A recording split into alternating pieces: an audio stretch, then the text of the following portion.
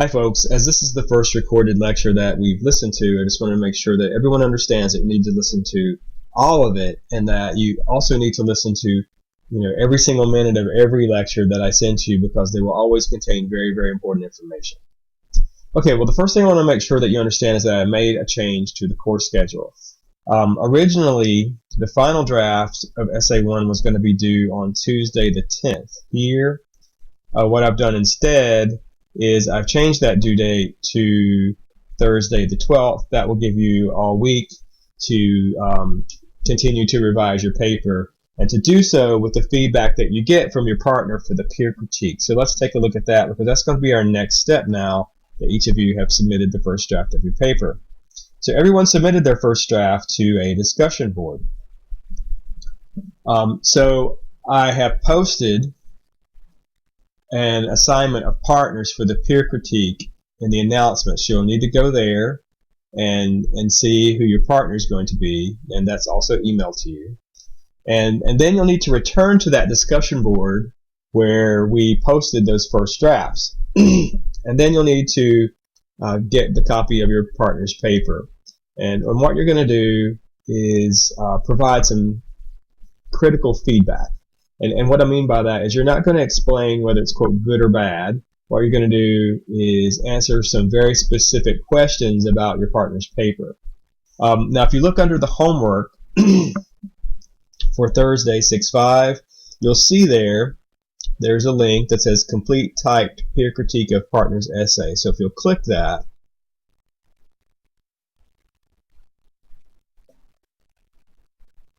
it's going to take you to this set of peer critique questions, and there are 14 of them. Okay, so what you're going to do is you're going to read your partner's paper twice. On the first read through, you're really just sort of getting a feel for it. Now, what would be helpful for you, I think, is when you go into Blackboard and you go into that discussion board and you find your partner's paper, what I would do is I would just copy and paste it into a Word document, and then double space it so you can give yourself some space to write on it, and then print a copy so that you'll have a hard copy that you can actually write on and take notes on and that kind of thing.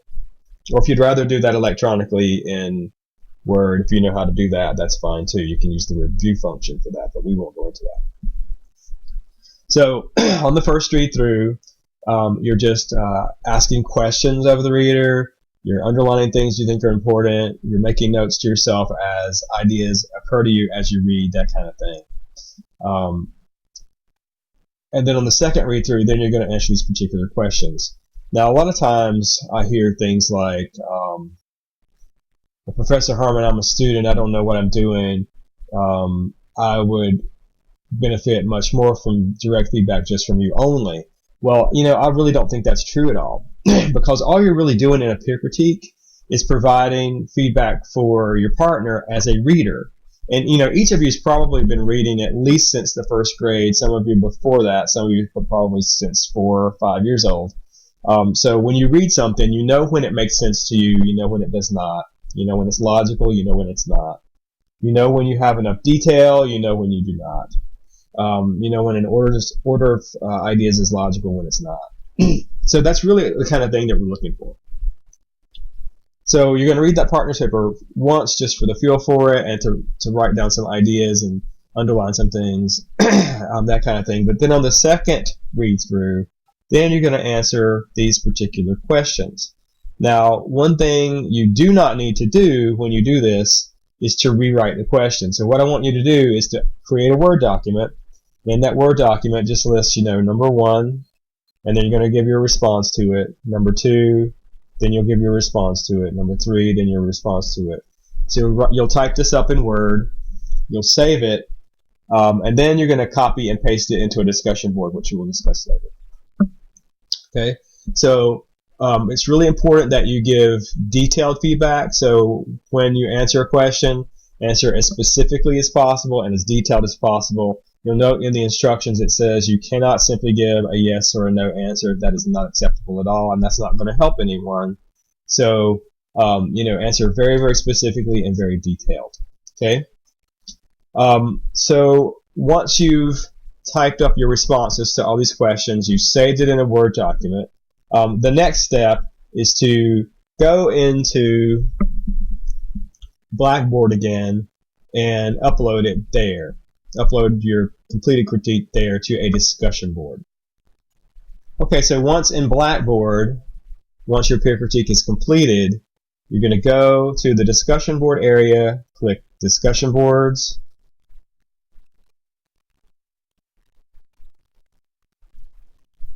and then scroll down below where you submitted that essay for the peer critique. And this is where you'll go back to locate your partner's paper. And beneath that, you'll see partners completed peer critique for essay 1. So you'll click this, and then you'll create a new thread. And if you would, put your partner's paper there. Okay, and it looks like someone has accidentally submitted their paper here, so I'll need to delete that.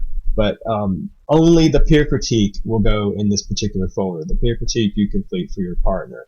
Okay, and if you look at the schedule, the peer critique must be completed by this Monday. So by 6 p.m. on Monday the 9th, the peer critique for your partner must be posted to that discussion board. Okay, so everyone's critique that their partner is doing for them should be in that discussion board by 6 p.m. on Monday. Now, it's important to note that if you do not complete a peer critique for your partner by that date and time, you will lose a letter grade on the final grade for that paper. Okay, so it must be in by 6 p.m. on that Monday. Okay. So once it's completed, all you guys will have to do is go back to that discussion board area and locate the critique that your partner did for you. Okay. So then you'll use that feedback to help you decide what needs to be revised in your paper. So read it carefully, think about it carefully, and then decide, okay, this is what I'm going to need to do based upon what my partner has said. Now remember, when doing a peer critique, don't worry about things like punctuation or grammar or spelling. Those things aren't important. The function of the peer critique is to look at the big picture items, things like focus. Is it focused on a particular claim that you're making or thesis? Are the examples related to the thesis? Are the examples detailed enough that they make sense to the reader? Are they presented in a logical order? Those kinds of things. So if you go back to that literary criticism checklist, really a lot of the questions that are in that peer critique are sort of tied to this. Okay, so before you hand in your final draft of your paper, you want to make sure that you go through this checklist for your own paper as well, and that you go through each item, and that you make sure that you have done each of these things in your own paper. Okay, and if it helps, you can use this checklist on your partner's paper as well. Also, be sure that you have read What is Literary Criticism. I posted a link to this in Blackboard for you. So you should have read this already, because if you wrote your paper without having read this, then you made a ton of mistakes. So go back and read it if you have not. It might be helpful to read it again just to remind yourself what it is that you're supposed to be doing. Okay? So keep in mind that this particular paper, you're writing it for a group of people, scholars, academics, literary critics, who have also read this story. So one thing you should not do is just simply summarize what happens in the story. That's not the point. What you're supposed to do is to argue your interpretation of some aspect of the story. And what you choose to do as far as the aspect is fine with me. What a lot of students do very often is they argue that a particular theme is prominent in the story or something like that. But really, anything you want to do is fine, but you have to be arguing a point. This is an argument that you're writing. This is not an informative paper or anything like that. You are arguing your point, and you're arguing that your point is a valid one. And that's essentially what you're doing. And you're arguing this to a group of people who have also read the story. Okay, so if you have any questions at all about anything that I've discussed here, about any of the announcements that I post in Blackboard, be sure that you get in touch with me and you let me know. Remember that the CPCC email is our method of communication, so you will need to send me a message there.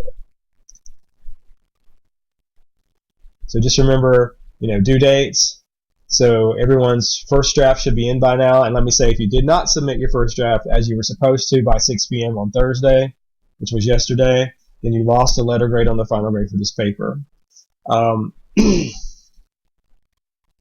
So that was very important, obviously. But now we're in the process of peer critiquing. The peer critique will be due on Monday, as noted on the schedule. You also need to go ahead and start reading, though, some poems, and we'll start discussing those on Monday as well. I'll probably put up a discussion board for that later. Or maybe we'll just do that later so you can focus on your papers. But we'll see. Just go by what's on the schedule, and if you have questions about anything there, let me know. But again, remember, the peer critique is due Monday by 6 p.m. Then the final draft of Essay 1 will be due on Thursday the 12th. But in the meantime, we're going to go ahead and start working on our poetry unit. So again, if you have any questions at all, please let me know.